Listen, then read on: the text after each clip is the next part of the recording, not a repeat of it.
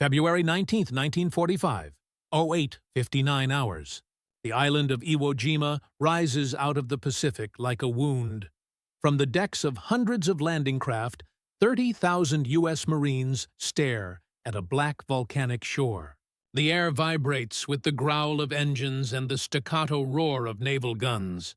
The sea smells of diesel and cordite. Overhead, fighter bombers sweep through a haze of smoke that never clears. The beach looks silent, too silent. When the first wave hits the sand, boots sink deep, knee-deep, into soft ash that grips and holds like tar. Men stumble forward, rifles clutched tight, scanning the ridgelines. For a moment, they think the bombardment has done its job. The landscape looks dead. Then it erupts. Japanese artillery hidden inside Mount Suribachi opens fire. A line of explosions walks up the beach, shredding men, landing craft, and bulldozers. Machine guns, buried in invisible bunkers, open from every direction at once. Marines drop flat into the sand that offers no cover. Radio calls crackle, jam, then die. Medics crawl through smoke, dragging the wounded backward, only to find there is no back, just more killing ground. By noon, the water off Iwo Jima is red. Half the tanks are burning hulks. The engineers trying to clear mines are dead or trapped under wreckage. The first day's objective, a mere 500 yards inland, has cost thousands of lives. No one can believe it. Intelligence had said the island would fall in a week. The Japanese defenders, they were told, were weak, starving, beaten. But beneath that black rock lies a labyrinth. 11 miles of tunnels, hundreds of fortified positions, each with overlapping fields of fire. Inside them waits an enemy that refuses to die. As the sun sets, exhausted Marines dig shallow foxholes into ash that collapses with every scoop. Above them, Mount Suribachi looms, its summit flashing with the fire of unseen guns. 36 days of slaughter have just begun. The question is no longer how to take the island, but how anyone will survive it. By early 1945, the Pacific War had entered its most brutal phase. Japan's empire, once stretching from Burma to the Solomons, was collapsing piece by piece under the relentless advance of Allied forces. Every month, another island fell. Every week, another convoy burned.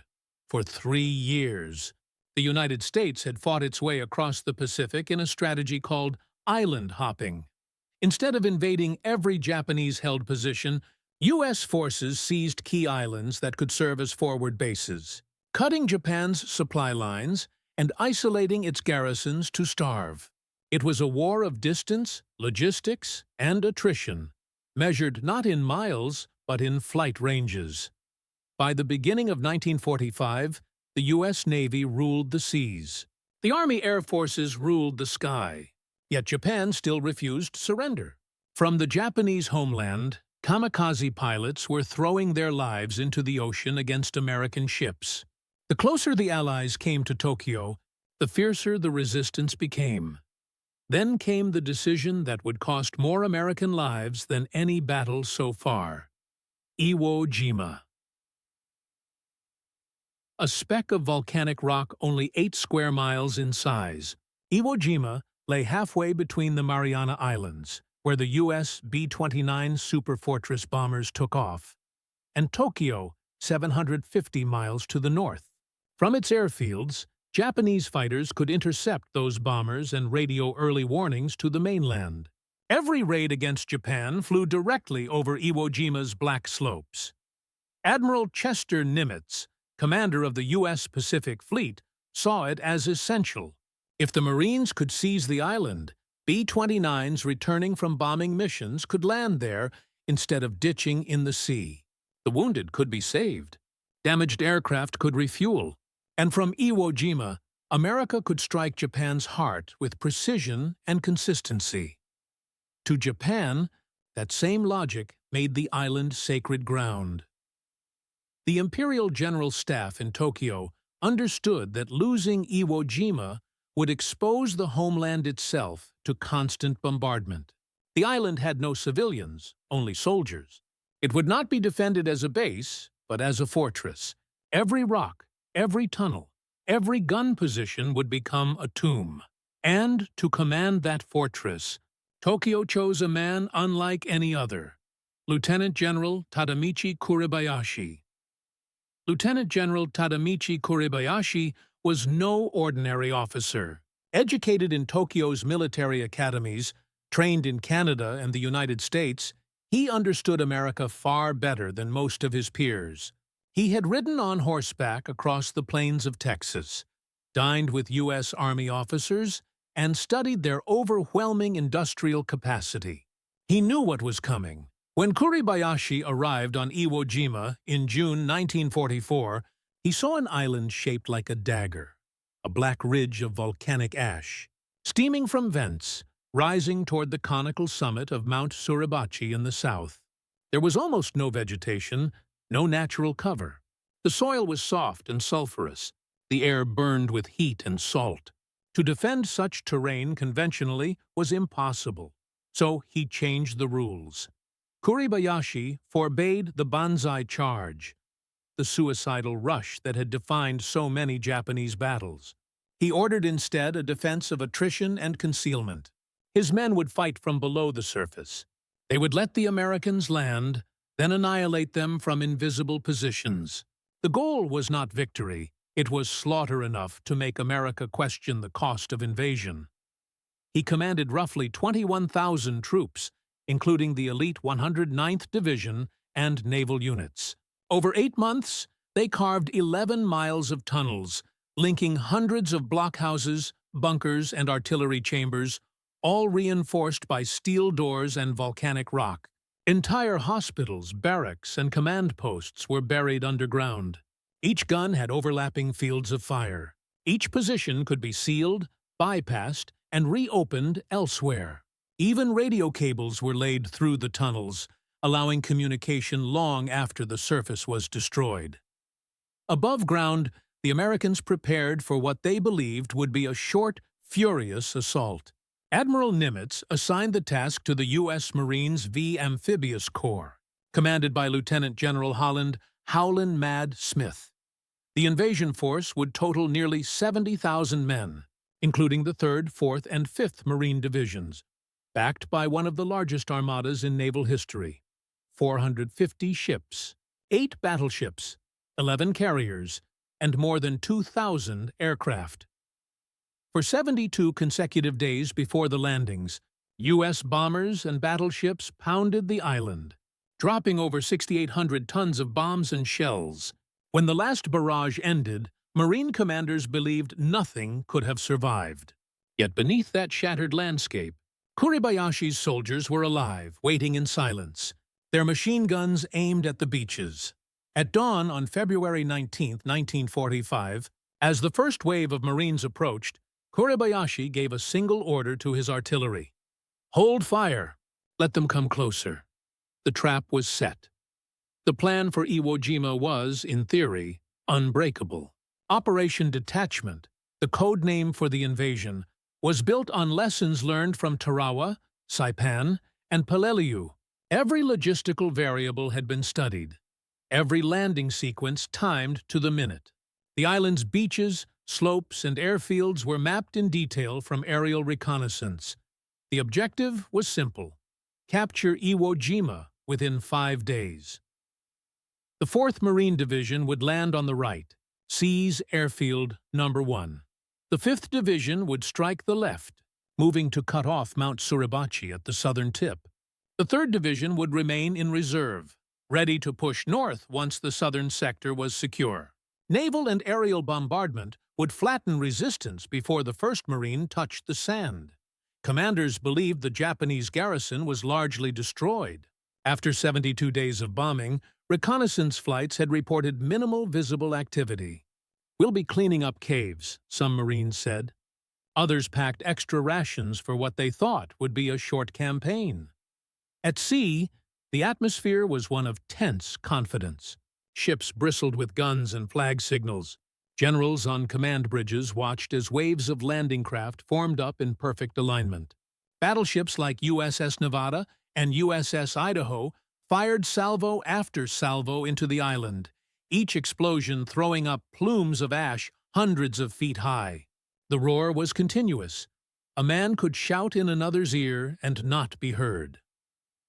On the morning of February 19th, as the bombardment ceased, the sea fell quiet. Then came the order: land the landing force. As thousands of Marines loaded into Higgins boats, the volcanic ridge of Iwo Jima loomed ahead. Black, low, and strangely still. From offshore, it seemed lifeless, like a scar in the sea. Even veteran officers mistook the silence for success.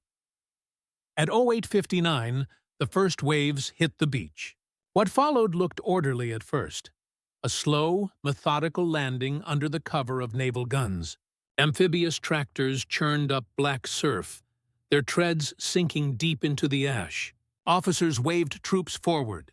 The Marines advanced with discipline, their training exact.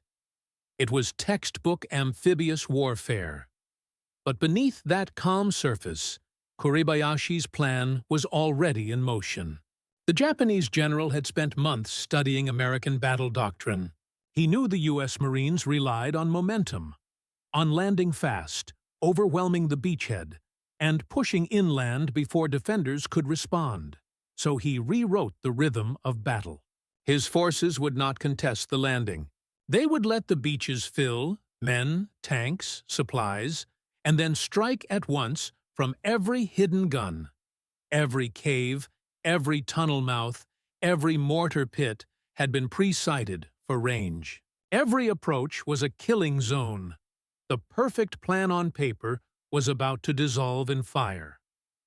For 40 minutes after the first Marines hit the shore, there was silence. No enemy fire, no visible movement. Men looked up, confused, wondering if the bombardment had killed everything. Officers signaled for more waves to land. Bulldozers crawled out of the surf to clear lanes for tanks. Landing craft continued to arrive, their ramps slamming down in rhythm with the tide. Then, at 10 a.m. NOM, the island exploded. From the slopes of Mount Suribachi and the northern ridges, hundreds of Japanese guns opened fire at once. Artillery, mortars, and heavy machine guns unleashed a storm of steel across the beaches. The sound was not a roar. It was a continuous tearing, like the earth itself splitting open. Within seconds, entire companies were wiped out. Landing craft disintegrated. Tanks caught fire, their crews trapped inside. Marines clawed at the sand for cover, but the volcanic ash offered none. Bullets passed through helmets. Shrapnel turned the air into knives. Radios went dead. Command lines collapsed. What had looked like an easy advance became a massacre. The Marines had landed on soft volcanic sand, which swallowed vehicles and made movement nearly impossible. Tanks bogged down before they could bring their guns to bear. Supplies piled up on the shoreline under constant shelling. Even stretcher-bearers had nowhere to crawl. It was like trying to fight on coffee grounds, one survivor later said. Kuribayashi's defense was invisible but precise. Every artillery position was buried deep underground, connected by tunnels that allowed guns to relocate and fire again from new angles. American naval gunners could destroy a surface bunker, only to be hit moments later by the same weapon from another direction. By nightfall of the first day, over 2,400 Marines were dead or wounded, and they had advanced less than 700 yards inland. For the next week, every inch of ground became a battle unto itself. Japanese snipers fired from hidden vents. Mortar teams used pre-measured range maps to hit American concentrations without ever seeing them. The Marines responded with flamethrowers, grenades, and bulldozers that buried entire tunnel entrances. But for every cave sealed, another opened somewhere else. The island was not a battlefield. It was a machine, built for death. Kuribayashi's orders were absolute. No man will die until he has killed 10 Americans. His troops obeyed with silent precision, disappearing into tunnels to reappear behind Marine lines, striking from the rear, then vanishing again. American command soon realized that the pre-invasion intelligence had been catastrophically wrong. The bombardment that was supposed to destroy the defenders had done little more than scratch the surface. By the end of the first week, Mount Suribachi still loomed above the beaches, its guns unbroken. The plan had promised victory in 5 days. Now it was clear. This battle would consume weeks and thousands more lives. By the 5th day, Mount Suribachi still dominated the southern end of Iwo Jima, a 550-foot volcano that gave Japanese observers a perfect view of every American move. Every shell, every tank, every landing craft was visible from its summit. Until Suribachi was taken, the Marines would never be safe. The task fell to the 28th Marine Regiment, part of the 5th Marine Division under Colonel Harry B. Liversedge. The mountain was riddled with caves, machine gun nests, and artillery positions, each connected by tunnels. Every advance meant flamethrowers, grenades, and close-quarter fighting in the choking smoke and stench of burning sulfur. The ascent was slow and terrible. Marines fought hand-to-hand through the rocky ravines, the black sand so soft it collapsed under their boots. Every few feet came another explosion, another burst of fire from a cave that had seemed empty seconds before. Engineers used demolitions to seal tunnels, then marked them with flags, only to have snipers reappear from newly opened vents behind them. For 4 days, the fight for Mount Suribachi was a battle within a battle. Then, on February 23, 1945, a patrol of 40 men, led by First Lieutenant Harold Schreier, began the final climb to the summit. They carried with them a small American flag, one taken from the transport ship USS Missoula. The ascent took hours. Marines crawled past craters still hot from shell fire. Smoke drifted from fissures in the rock, and the smell of sulfur burned their throats. At the top, they found shattered gun pits and a few dead defenders. At 10:20 a.m., they raised the flag. From the beaches below, tens of thousands of Marines saw it rise against the gray sky. A moment of color amid the ash. Ships offshore blared their horns. Men cheered and wept. For an instant, it looked like victory, but the battle was far from over. Later that same day, a larger flag was raised to replace the first. The moment captured by Associated Press photographer Joe Rosenthal. The image would become one of the most famous photographs in history, symbolizing triumph and unity. Yet on Iwo Jima, that triumph was only symbolic. While the world saw a flag raised, the Marines still faced 3 more weeks of killing. Beyond Suribachi stretched the northern plateau, an area Kuribayashi had turned into a maze of interlocking defenses. Airfields, ridge lines, and fortified strongpoints awaited the Americans, each one prepared to inflict maximum casualties before falling. As one Marine officer wrote in his journal, "You didn't capture positions on Iwo Jima. You just occupied them, after the Japanese decided they were done killing you from there." Even as the stars and stripes fluttered on Suribachi's peak, Japanese artillery from the north began shelling the beaches again. The Marines had gained the southern tip, but the heart of the island remained in Japanese hands. The flag on the mountain was a promise, not an ending. Ahead lay the hardest part of the battle, the fight for the northern ridges, where Kuribayashi waited in silence, preparing his final stand. After Mount Suribachi fell, the Marines turned north, toward Motoyama Airfields No. 1, 2, and 3, the heart of Iwo Jima's strategic value.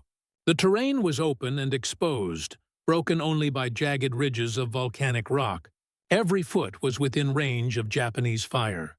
Kuribayashi had fortified these airfields with artillery hidden beneath concrete and steel, all connected through the island's vast tunnel network. What followed was not movement, it was attrition.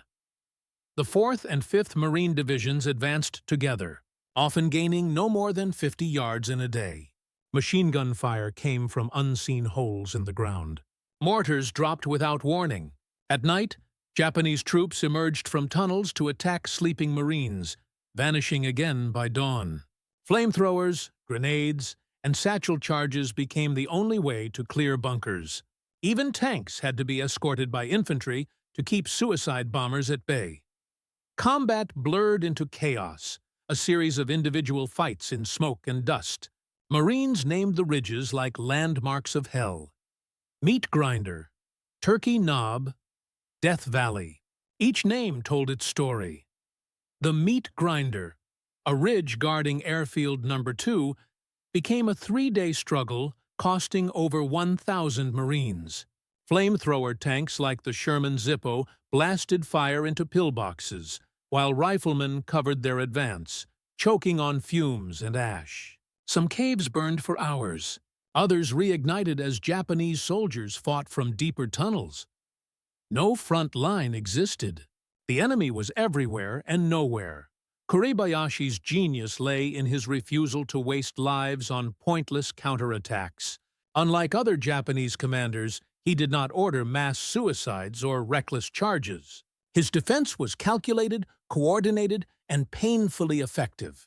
Each position held as long as possible, then withdrew underground to continue fighting from the rear. His soldiers fought to the last bullet, and sometimes beyond it. American units reported hearing muffled voices through the walls of tunnels, footsteps beneath their feet, even engines running below ground.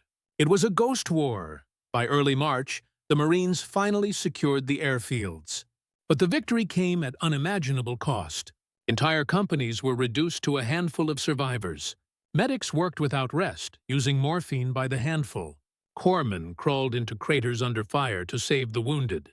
The smell of sulfur and blood hung in the air, unshakable. Still, Kuribayashi refused to surrender. He moved his headquarters north to a final defensive pocket near the island's northern tip, an area now littered with craters and bones. There, he continued to direct the defense personally, communicating through the tunnels until the very end.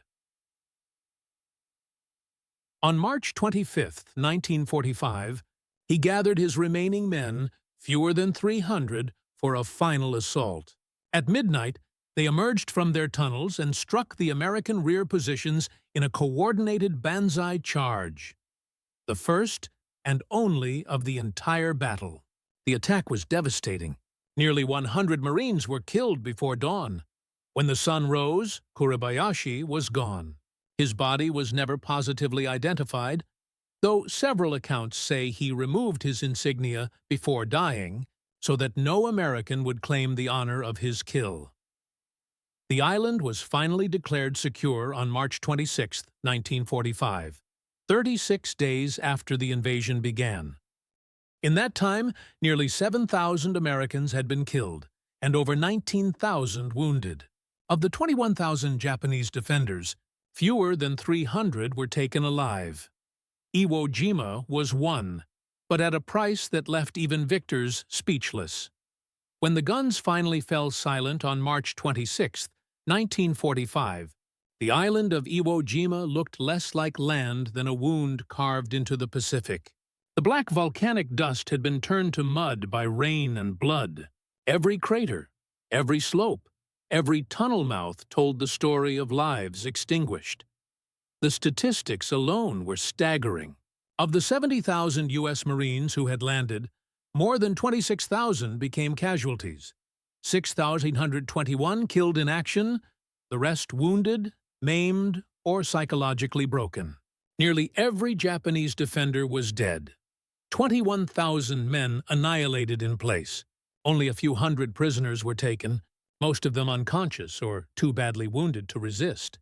It was, by every measure, the bloodiest battle in Marine Corps history. The ground that had been fought over so ferociously was smaller than the city of Manhattan, yet it took 36 days to conquer. 36 days of continuous combat, without rest, without safety, without mercy. For the survivors, victory felt hollow. Marines wept over the bodies of friends who had fallen inches away from them. Corpsmen buried men in the same sand where they had fought. Bulldozers carved makeshift cemeteries, rows upon rows of white crosses stretching toward the sea. The chaplains spoke words that were half prayer, half disbelief. Combat fatigue, what today we would call post-traumatic stress, ran rampant. Men flinched at shadows, startled at the sound of wind, unable to sleep without dreams of tunnels and explosions. Even years later, veterans would describe smelling sulfur when there was none, hearing the echo of distant gunfire when the world was quiet.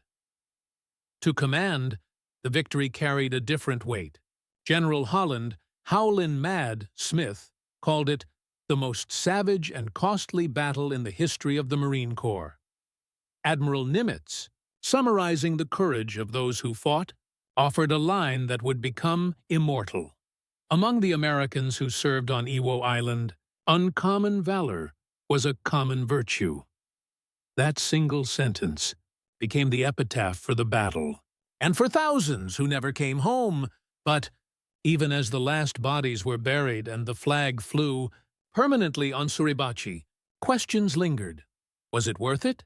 Had 8 square miles of volcanic rock justified the price in blood? Those questions would haunt commanders, politicians, and families for decades to come. When Iwo Jima was finally declared secure, there were no cheers on the beaches, no parades, no brass bands, only silence. Marines stood among the wreckage, the twisted metal, the shattered tanks, the bodies half buried in black sand, and tried to understand what they had done and what it had cost. The island reeked of death and fuel. Waves washed over wrecked landing craft, bringing debris back to shore. Helmets, ration cans, torn letters from home. Bulldozers worked day and night to bury the dead before disease set in. Graves registration units marked the locations of temporary cemeteries with wooden crosses, dog tags tied to the top. Every few feet, the wind carried the faint sound of taps from another burial. Detail. Reporters and war correspondents described the island as a vision of Dante's Inferno. Even hardened combat veterans, men who had fought through Tarawa and Saipan, said nothing had compared to this. One Marine major wrote in his field journal, "We have captured a volcano and lost a generation." Among the wounded were men who would bear their scars for life, burn victims whose skin fused to their uniforms, amputees who learned to walk again on steel limbs, medics who never forgot the feel of blood-soaked sand under their hands. Survivors wrote home, trying to find words that didn't exist, telling families their sons had died quickly when few had. In the command tents, the questions grew sharper. The U.S. military had expected to take the island in 5 days, not 36. The price had been higher than anyone predicted. And though Iwo Jima would later save the lives of thousands of airmen as an emergency landing field for B-29s returning from Japan, in March 1945, that benefit was still abstract. For those who fought there, all that mattered was the count of the dead. The Japanese losses defied imagination. Kuribayashi's troops had fought to extinction. Even Japanese war planners were stunned by the final reports. 21,000 gone, no surrender, no retreat. On the home front, news of Iwo Jima's fall was received not with outrage, but with dread. If such slaughter could happen so close to the homeland, what would happen when the Americans reached Tokyo itself? For the Marines, the battle left a legacy of quiet reverence. Iwo Jima was not a story of glory. It was a story of endurance, of young men doing their duty under impossible fire, of medics crawling through death to save a friend, of officers leading from the front, knowing they would not live to see nightfall. When survivors returned home, many refused to speak of it. Some never could. The victory at Iwo Jima belonged to the living, but its cost was written in the names carved into marble, and in the silence of those who came back, changed forever. In the months that followed Iwo Jima, the American High Command studied the battle with cold precision. Every casualty report, every ammunition log, every destroyed vehicle was analyzed. The conclusions were sobering. If one small island, 8 square miles in size, had cost nearly 7,000 American lives, what would happen on the beaches of Kyushu or Honshu, the Japanese home islands? Iwo Jima became not just a battle. It became a warning. From a purely strategic view, the island achieved its intended purpose. Within weeks, U.S. Navy Seabees transformed the ruined airfields into operational runways. By the war's end, more than 2,200 B-29 bombers made emergency landings there, saving the lives of nearly 25,000 airmen. The island also provided fighter escort range for bombing raids against Tokyo, Osaka, and Nagoya. It shortened the Pacific, tightening the noose around Japan's shrinking empire. But those operational gains came with a grim realization. Japan's defenders had fought to the death for an island they could not possibly hold. If this level of resistance was repeated on the mainland, American casualties were projected to reach hundreds of thousands. Japanese losses would be catastrophic. Civilians were already being trained with bamboo spears to resist. Invasion, General Holland Smith and Admiral Nimitz sent detailed reports to Washington warning that Japan's defensive doctrine, perfected at Iwo Jima, meant the invasion of the home islands would be, in Nimitz's words, an Okinawa multiplied by 10. This forecast reached President Harry S. Truman and the Joint Chiefs of Staff, shaping the logic behind a new, terrible decision, whether to invade Japan or to end the war by other means. In this sense, Iwo Jima stood in the shadow of Hiroshima before Hiroshima even happened. For Japan, the fallout was equally profound. General Kuribayashi's defense shattered traditional military thinking. His refusal to waste men in futile charges was seen by some as unorthodox, even dishonorable. Yet his results spoke for themselves. Kuribayashi's approach delayed the American advance for more than a month and inflicted higher losses than any Japanese army had achieved in the Pacific. His tactics, interlocking defenses, tunnel systems, overlapping fields of fire, became case studies in defensive warfare long after his death. But Japan's leadership drew the wrong conclusion. Instead of recognizing the futility of continued resistance, Tokyo used Iwo Jima as proof that honorable annihilation could slow the enemy. This logic would later harden the defenses of Okinawa, where more than 200,000 people would die. Kuribayashi's brilliance, twisted by ideology, became fuel for even greater tragedy. In the United States, Iwo Jima provoked new ethical debates within the military and the press. War correspondents questioned whether the bombardment and attrition had been justified for a patch of rock. Letters from families asked if their sons had died for something tangible. The U.S. Navy responded by emphasizing the lives saved by the island's airfields, a justification that, though true, could not ease the grief.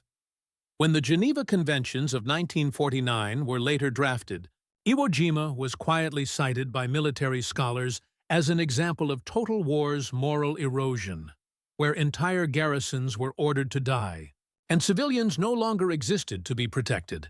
The Japanese soldiers on Iwo Jima had fought with courage, but they had also been condemned by their own code. In the end, the battle's true legacy was paradoxical. It was both a triumph of planning and a revelation of horror. It secured America's path to victory and exposed the unbearable cost of achieving it. As Admiral Nimitz wrote in his after-action report, "The enemy's courage was as great as his blindness. Iwo Jima proved that our greatest obstacle was not his strength, but his refusal to surrender." In the years after World War II, Iwo Jima became more than a battle. It became a mirror, reflecting both the heroism and the horror of industrial warfare. For the United States Marine Corps, it was the crucible that defined their identity for generations to come. Every Marine who came after 1945 would learn Iwo Jima as sacred ground, a place where courage was measured not by victory, but by endurance. The phrase coined by Admiral Nimitz, "Uncommon valor was a common virtue," was carved into stone at the Marine Corps War Memorial in Arlington, Virginia. Above it rises the bronze monument of 6 men raising a flag on Mount Suribachi, captured forever in the photograph by Joe Rosenthal. That image became one of the most reproduced in history, a symbol of sacrifice, unity, and resolve. Yet beneath its beauty lay the unspoken truth. 3 of the 6 men in that photo died before the battle ended. Their moment of triumph was also a premonition of loss. For the Marines, Iwo Jima taught that technology alone could not win wars. Despite overwhelming air and naval power, victory had still required men with rifles and flamethrowers to take ground. Inch by inch, the enemy could be bombed, buried, and still fight on. Courage and coordination, not machinery, decided the outcome. It also changed how America planned for the future. The cost of Iwo Jima, followed soon after by Okinawa, convinced U.S. leaders that invading Japan's mainland would be catastrophic. The lessons of the island directly influenced the adoption of atomic warfare as an alternative means to end the war. Iwo Jima, in that sense, was both prelude and warning, proof that human bravery could not outpace the limits of human endurance. For Japan, the legacy was complex and painful. General Tadamichi Kuribayashi was posthumously promoted and honored, his letters to his family later published, revealing a man torn between loyalty and despair.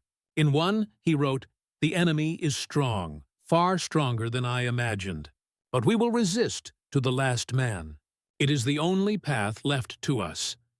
Kuribayashi's defense became legendary in Japan, not as a symbol of victory, but as an example of disciplined sacrifice. Yet it also forced many Japanese officers after the war to question the ideology that demanded such sacrifice in the first place. Militarily, Iwo Jima became a case study in modern amphibious assault and urban-style combat. Its lessons were incorporated into U.S. Marine doctrine, influencing Cold War strategies in Korea, Vietnam, and beyond. The concept of defense in depth, perfected by Kuribayashi, remains studied in military academies worldwide. But perhaps Iwo Jima's most enduring legacy lies not in tactics, but in memory. For both nations, it became a moral benchmark, a reminder of what courage looks like when stripped of glory. The Marines who fought there never called themselves heroes. They called themselves survivors. The Japanese who died there never surrendered. But they were human beings fighting, in their minds, for home. History has since turned Iwo Jima into a monument, a place of pilgrimage for veterans, scholars, and families.